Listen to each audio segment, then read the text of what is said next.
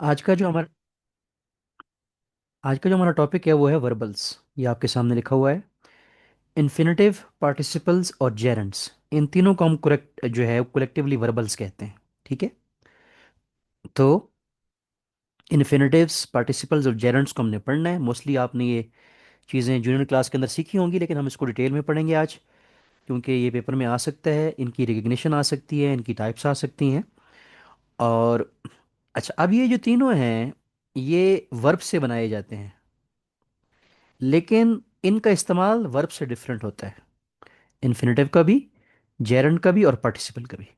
अब मैं आपको सबसे पहले जो चीज़ पढ़ाने लगा हूँ इन वर्बल्स में से पहली जो चीज़ है वो है इन्फिनेटिव। इन्फिनेटिव क्या होता है ये हम पहले देखेंगे। Infinitive,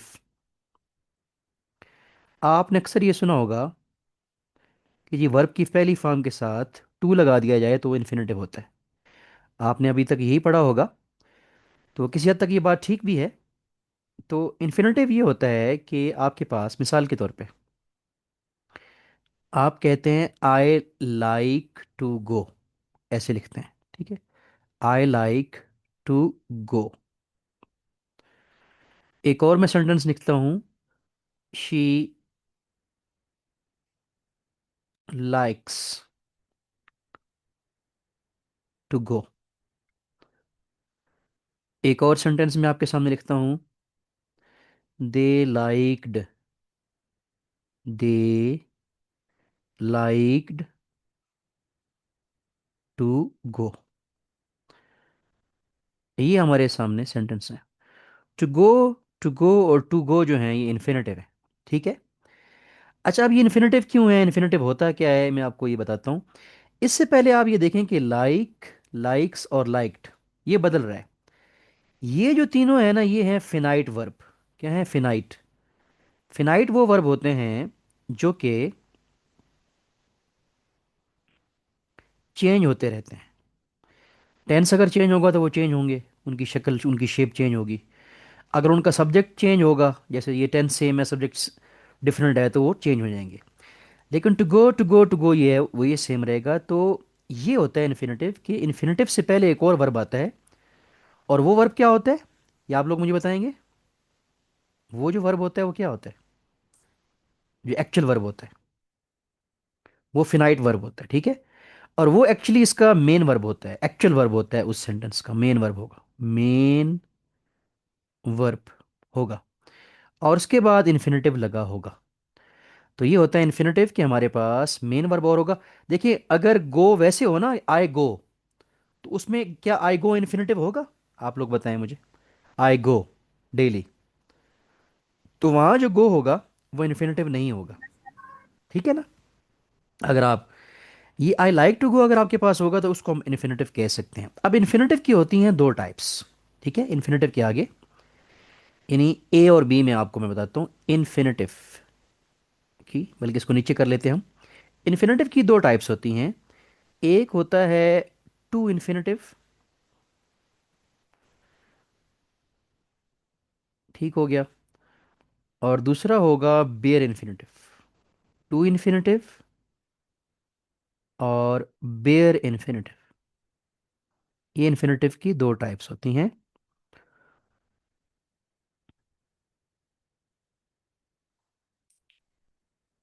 bear infinitive, to infinitive तो आपको ये देख पता चल गया ना कि ये टू टू के साथ वर्ब की पहली फॉर्म के साथ टू आए और साथ वर्ब की पहली फॉर्म आ जाए तो वो जो है इन्फिनेटिव होता है। और उससे पहले एक और मेन वर्ब भी लगा होगा। ठीक है, वो तो टू इन्फिनेटिव आपको समझ आ गई। बेयर इन्फिनेटिव होता है कि बगैर टू के बाज वर्ब ऐसे होते हैं कि जिनके बाद इन्फिनेटिव जो होता है वो बेयर इन्फिनेटिव लगता है। आप ये देखिए, इनमें मशहूर तरीन जो है आपके सामने वर्ड है लेट और मेक। इनके बाद अगर होगा इन्फिनेटिव तो वो बगैर टू के होगा। जैसे आप कहते हैं let me go, you should let me go, you should let me go. यहाँ लेट बतौर वर्ब इस्तेमाल हो रहा है, लेट मी गो, टू गो नहीं आएगा। ये जो लेट है ना, ये वर्ब है, मेन वर्ब है। ये जो गो आया है ये टू के बगैर आया है या टू के साथ आया है? ये आप लोग बताएंगे। टू के बगैर है ना, तो इस इन्फिनेटिव को इसका हम टू क्या, के बगैर है। ये टू के बगैर है तो इसलिए हम कहेंगे कि ये बेर इन्फिनेटिव है। अब ये बेर इन्फिनेटिव कहाँ लगेगा, आपने ये वर्ड्स याद रखने हैं जिनमें मशहूर तरीन लेट है। एक वर्ब है और एक मेक। अच्छा, जैसे अगर आप मैं एक जुमले की इंग्लिश पूछूं कि मैं किसी बच्चे को ये कहता हूँ, एक लड़का है उसको मैं कहता हूँ कि मैं तुम्हें क्लास में खड़ा करूंगा, तो इसकी इंग्लिश क्या होगी। वैसे बच्चे को मैं सजा के तौर पे मैं कहूँगा I will make you stand in the class, या I shall make you stand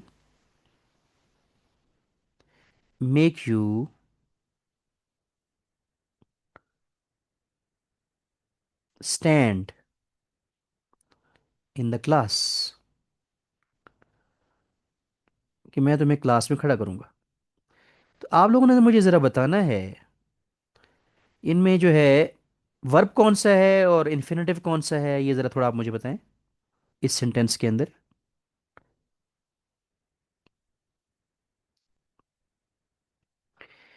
make verb हो गया, ठीक हो गया। ये हेल्पिंग वर्ब है ना शेल, और ये मेक मेन वर्ब हो गया। चलिए ये वर्ब हम इसको मेन वर्ब कह देते हैं। ये जो स्टैंड है ना ये इन्फिनेटिव है, ठीक हो गया। और ये इन्फिनेटिव टू के बगैर आएगा, ठीक है। तो इन्फिनेटिव जो है मेक और लेट के बाद, और कुछ और वर्ड्स भी हैं जिनके बाद इन्फिनेटिव जो होता है वो बगैर टू के आता है, इसके इन्फिनेटिव को हम कहते हैं बेर इन्फिनेटिव, BARE, अनकवर्ड इन्फिनेटिव, यानी बगैर टू के इन्फिनेटिव। और एक होता है टू वाला इन्फिनेटिव। तो ये जो पहला है ये आपको समझ आ गया होगा कि इन्फिनेटिव क्या होता है। अब अगली क्या चीज़ हमने पढ़नी है वर्बल्स के अंदर, ये चीज़ पार्टिसिपल्स। तो हम आगे चलते हैं अपनी सब्जेक्ट टॉपिक को बढ़ाते हैं। तो दूसरा हमारे पास है जी पार्टिसिपल क्या होता है, हम इसको पढ़ते हैं अभी। किसी को पता है पार्टिसिपल क्या होता है आप में से, पहले सुना होगा आपने। चलिए इसको हम पढ़ लेते हैं। पार्टिसिपल को एक के लिए को ब्रैकेट में मैं लिख देता हूँ, वर्बल एडजेक्टिव, वर्बल, ठीक हो गया, एडजेक्टिव। अभी इसकी डेफिनेशन ये होती है कि ऐसा सेंटेंस जो कि ऐसा वर्ड जो कि देखने में वर्ब लगे, बने भी वर्ब से, लेकिन उसका इस्तेमाल बतौर एडजेक्टिव हो, ठीक है। कि a word which is used as adjective but made and derived from a verb। अब मैं आपके सामने एक मिसाल देता हूँ, ठीक है। इस पार्टिसिपल की भी आगे फिर दो टाइप्स होती हैं मैं आपको बताऊंगा, लेकिन ये पार्टिसिपल मसलन आई सॉ अ स्विमिंग मैन, आई सॉ अ स्विमिंग मैन, ठीक है। ये जो वर्ड स्विमिंग है ना, ये मैन को क्वालिफाई कर रहा है। आप बताएं आप लोग, क्या मैन को क्वालिफाई कर रहा है स्विमिंग वर्ड, यानी उसके मीनिंग में इजाफा कर रहा है ना। तो जो मैन को क्वालिफाई करता है वो क्या होता है एक्चुअली, यस सर। वो एडजेक्टिव होता है ना वैसे तो, ठीक है। जैसे मैं कहूँ I saw happy man, I yes sir, saw, adjective होता है। एडजेक्टिव होता है। लेकिन ये जो स्विमिंग है ये रोल एडजेक्टिव का प्ले कर रहा है। लेकिन ये दिखने में क्या लग रहा है आप इसको इसको इंडिविजुअली देखें, अगर आप हाइड कर दें बाकी, तो स्विमिंग क्या है वैसे अगर इंडिविजुअली देखा जाए, इसको किससे बना है, सर वर्ब से। वर्ब से बना है। तो अब ये हम इसको कहेंगे कि ये प्योर एडजेक्टिव नहीं है, ये एक ऐसा एडजेक्टिव है जिसका रोल तो एडजेक्टिव वाला है, लेकिन बना किससे है, ये वर्ब से बना है। इसको हम कहेंगे वर्बल एडजेक्टिव, या इसका जो एक्चुअल नेम है वो होता है पार्टिसिपल। आई सा स्विमिंग मैन में, अच्छा इसका एक्चुअल वर्ब क्या है इस सेंटेंस का, देख इस सेंटेंस का जो एक्चुअल वर्ब है वो क्या है। Sir so. हाँ जी, तो सौ जो होगा वर्ब होगा। अब ये बीच में ग्रुप के अंदर मैसेज आया है किसी का व्हाट्सएप के अंदर कि जी ज्वाइन नहीं हो रहा, तो ज्वाइन किया ही नहीं है किसी ने मोस्टली, तो शायद कोई न्यू स्टूडेंट। अच्छा, तो हम वापस आते हैं वाइट बोर्ड की तरफ।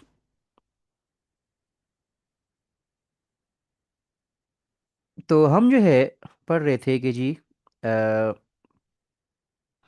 आई सॉ स्विमिंग मैन, तो वहाँ जो होगा वो क्या होगा, ये दोबारा बोर्ड आपके सामने आ गया। ये जो होगा ये क्या होगा, एडजेक्टिव होगा। अब हमारे पास, मैं एक सामने आपको मिसाल देता हूँ और I saw a broken window. I, चलिए रिपेयर्ड कर देते हैं, कुछ और कर देते हैं। आई रिपेयर्ड, आई रिपेयर्ड, ठीक हो गया। अब ब्रोकन विंडो,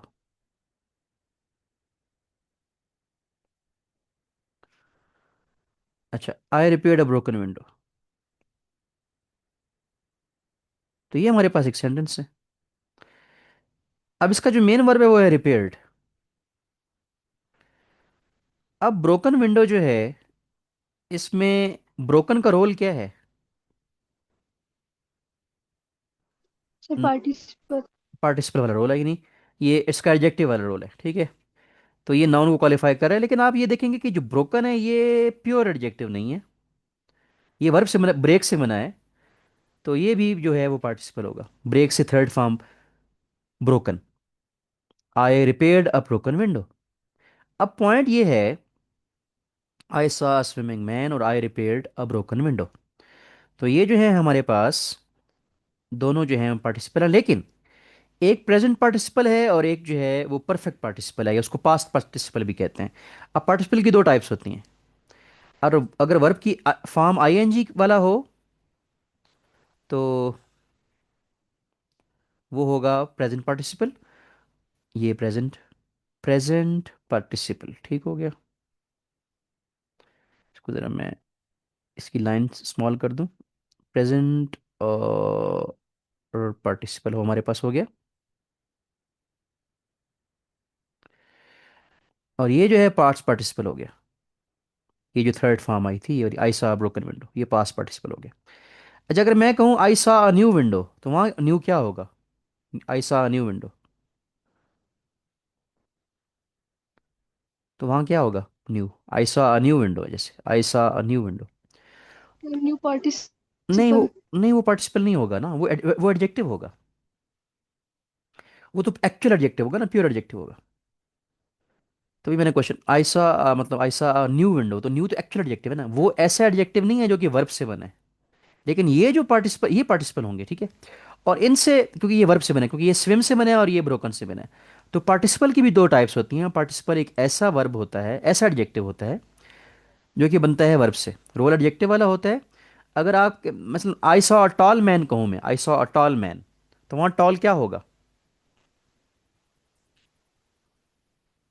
एडजेक्टिव। वो एडजेक्टिव, वो प्योर एडजेक्टिव होगा, एक्चुअल एडजेक्टिव होगा, ठीक हो गया। एग्जैक्ट। अच्छा, आज स्टूडेंट्स का पेपर वगैरह तो नहीं था कि आज स्टूडेंट्स ने क्लास ज्वाइन नहीं की? Any idea? आपके कोई इन्फॉर्मेशन है आपके पास? चलें, वो पता चल जाएगा। अच्छा, अब हमारे सर पास मेरा तो आज पहला मत था। हाँ चलें, ठीक है, वो बाद में हम कर लेते हैं। अच्छा, अब हमारे पास हमने क्या, हम पढ़ क्या रहे हैं? हम आज पढ़ रहे हैं वर्बल्स और इन्फिनेटिव और पार्टिसिपल्स और जेरेंड्स। हमने पढ़ने हैं। हमने इन्फिनेटिव पढ़ा, इन्फिनेटिव की दो टाइप्स पढ़ी, फिर हमने पार्टिसिपल पढ़ा, उसकी दो टाइप्स पढ़ी। हमने कहा कि पार्टिसिपल वर्बल एडजेक्टिव होता है। अब हमारा जो तीसरा टॉपिक है वो आज का है, वो है जेरेंट, राइट। अब जेरेंट जो होता है, जेरेंट को मैं ब्रैकेट में लिखूंगा, ठीक है। और जेरेंट को मैं ब्रैकेट में लिखूंगा और मैं ये लिखूंगा कि ये जो होता है ये वर्बल नाउन होता है। ये क्या होता है? ये वर्बल नाउन होता है। अब इसका क्या मतलब है कि ये रोल इसका नाउन वाला होगा, लेकिन ये बनेगा वर्ब से। ये जो था ना, ये था वर्बल एडजेक्टिव, ठीक है। अब मैं मिसाल देता हूं आपके सामने। मिसाल के तौर पे हमारे पास एक सेंटेंस है, आई लाइक स्विमिंग। अब उन्हें गौर करना है। आई लाइक, रनिंग कर लें, आई लाइक स्विमिंग, वही जो स्विमिंग वर्ड हमने यूज़ किया उसके लिए बतौर पार्टिसिपल, इसको मैं बतौर जेरंड इस्तेमाल करता हूँ उसको। और आई लाइक स्विमिंग और swimming is my hobby,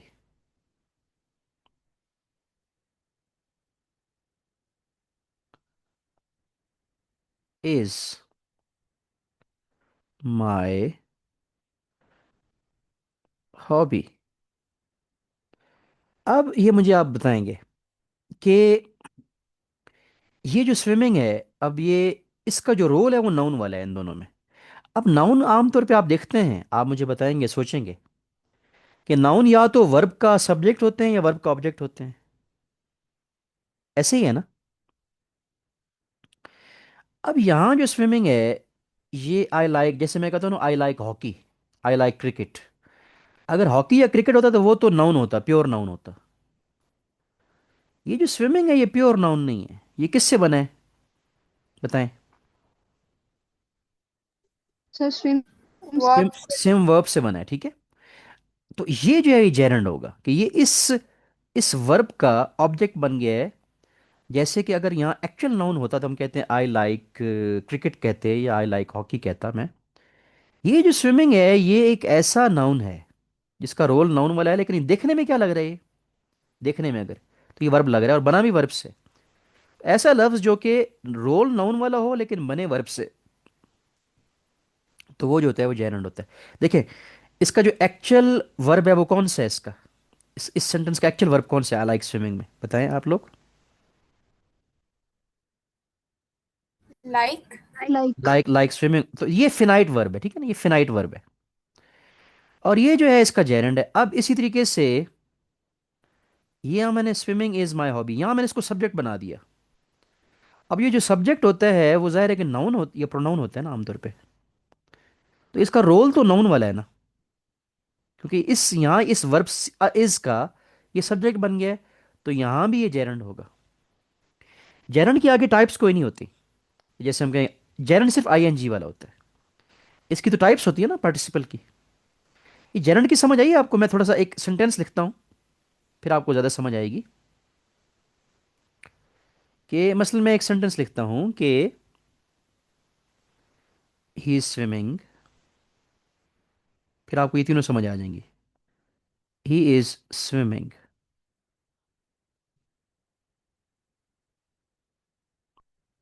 he is swimming, हमारे पास सेंटेंस आ गया। साथ आ गया आई सॉ अ स्विमिंग मैन, आई सॉ अ स्विमिंग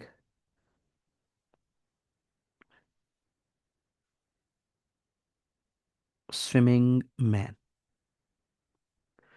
और स्विमिंग इज माई हॉबी।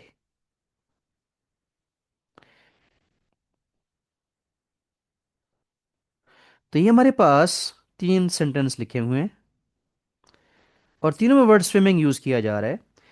लेकिन स्विमिंग एक में वर्ब है मेन एक्चुअल, और एक में पार्टिसिपल है और एक में जेरंड है। तो आप बता सकते हैं कि किस में एक्चुअल वर्ब है, मेन वर्ब, किस में जेरंड है, किस में पार्टिसिपल है,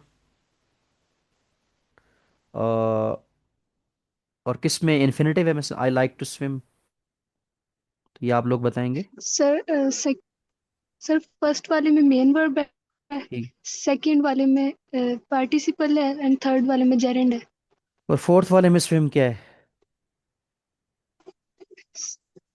सर फोर्थ वाले में इन्फिनेटिव है। Infinitive, good. इसका मतलब कि आपको ये पॉइंट समझ आ गया है कि एक्चुअल वर्ब क्या होता है। यहाँ स्विमिंग जो है वो एक्चुअल वर्ब है, मेन वर्ब है। यहाँ जो है वो पार्टिसिपल है, और यहाँ जो है वो जेरंड है, और यहाँ जो स्विम है वो इन्फिनेटिव है। ठीक है। अब आपको आई डू होप कि ये समझ आ गई होगी। मैं आपको ये बुक से भी बताऊंगा, ठीक है ना, ये मैं बुक से भी आपको बताऊंगा कि ये सारा, अच्छा अब ये सारा का सारा देखेंगे हमने आज क्या पढ़ा है। तो आप लोग ज़रा गौर करेंगे, हमने पढ़े हैं आज वर्बल्स, ठीक है। ऐसे से ऐसे वर्ड्स जो कि वर्ब से बनते हैं लेकिन उनका इस्तेमाल कुछ और होता है। और टाइप्स हैं उसकी तीन, इन्फिनेटिव्स, पार्टिसिपल्स और जेरेंड्स। इन्फिनेटिव हमने पढ़ा, इन्फिनेटिव बगैर जो है टू और वर्ब की फर्स्ट फॉर्म होती है मोस्टली। और इसकी दो टाइप्स होती हैं, एक टू वाला इन्फिनेटिव और एक होता है बेर इन्फिनेटिव। जो बेर इन्फिनेटिव होता है बगैर टू के होता है, और इन्फिनेटिव टू वाला उसमें टू होता है। इसके यूजेज भी डिफरेंट है, मैंने आपको बताया कुछ वर्ड्स ऐसे हैं जैसे लेट या मेक, इनके बाद हमेशा इन्फिनेटिव बगैर टू के आता है। तो ये आप देखेंगे, मैं आपको ये बुक से भी दूंगा। और आज आपको मैं प्रैक्टिस एक्सरसाइज भी सेंड करूँगा। फिर मैंने आपको पार्टिसिपल पढ़ाया जिसका नाम था वर्बल एडजेक्टिव, कि ये बनता वर्ब से है लेकिन इस्तेमाल एडजेक्टिव वाला है। फिर जैरन जो है हमने पढ़ा वर्बल नाउन, जो कि आपका ऐसा वर्ड है जो कि बनता वर्ब से है और इस्तेमाल बतौर नाउन होता है। और मैंने फिर आपके सामने 4 सेंटेंस लिखे और मैंने कहा कि जो स्विम वर्ड है उसके डिफरेंट यूजेस जो हैं वो कौन से हैं। आई डू होप कि आपको समझ आ गई होगी। मैं इसकी रिकॉर्डिंग ज़रा थोड़ी देर के लिए ऑफ कर लूँ, उसके बाद हम इसमें कोई, अगर आपको कोई बात समझ नहीं आती तो मैं आपको बता भी दूंगा।